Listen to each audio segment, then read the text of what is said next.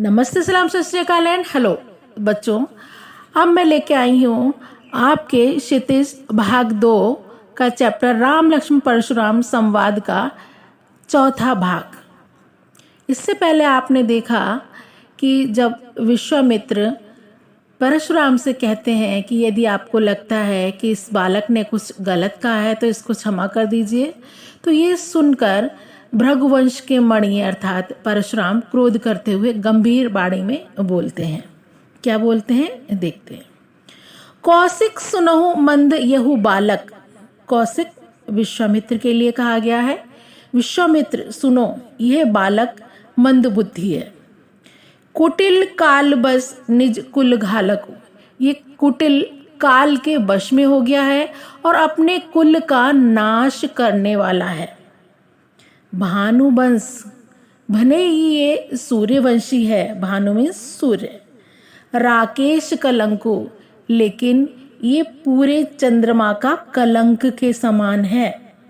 निपट निरंकुश अबुध असंको, ये बिल्कुल ही उद्दंड, निरंकुश मीन्स उद्दंड, अबुध मूर्ख, असंकु मीन्स निर्भीक।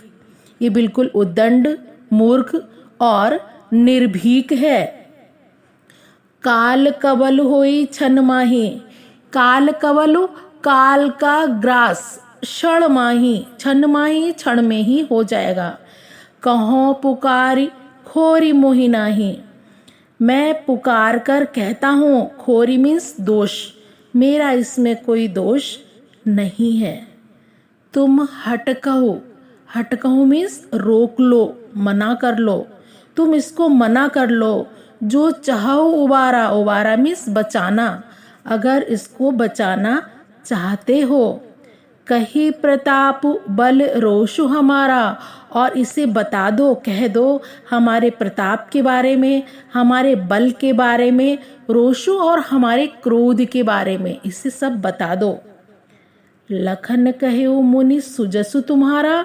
तभी लक्ष्मण जी बीच में बोलते हैं और कहते हैं, लक्ष्मण ने कहा, हे मुनि, सुजसु तुम्हारा, तुम्हारा सुयश, तुम्हारा यश, तुम्हें अछत कौ भर न पारा।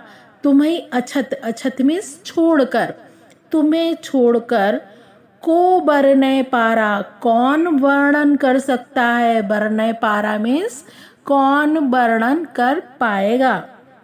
अपने मुंह तुम आपनी करनी, अपने मुंह ही तुम अपनी तारीफ कर रहे हो। बार अनेक, अनेक बार, भांति बहुवर्णी, बहुत तरह से वर्णी वर्णन किया है। नहीं संतोषु, अभी भी संतोष नहीं है, तब पुनि कछु कहो, फिर से कुछ कहो।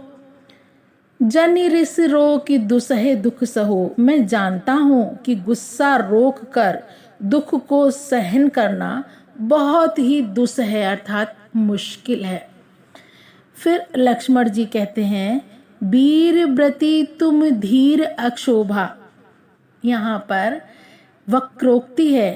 कहते हैं लक्ष्मण कि आप मालूम है कि वीर व्रति हैं, वीर हैं, धैर्यशाली हैं, धीर, अक्षोभा जिसको क्रोध ना आता हो, क्रोध से रहित हैं।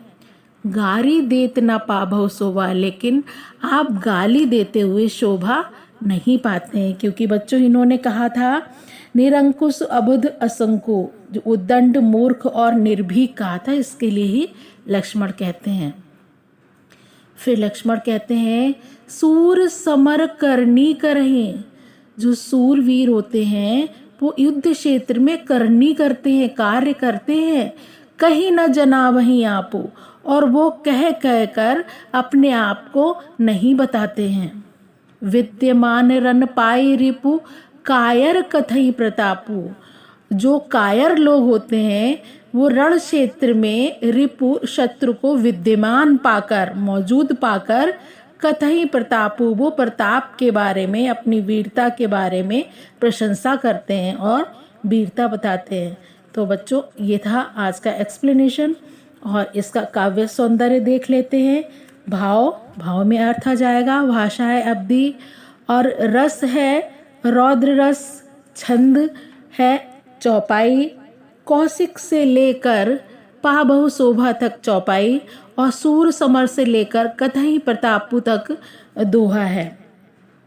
और अलंकार कुटिल कालवश निज कुल घालकु, यहाँ पर अनुप्रास अलंकार है।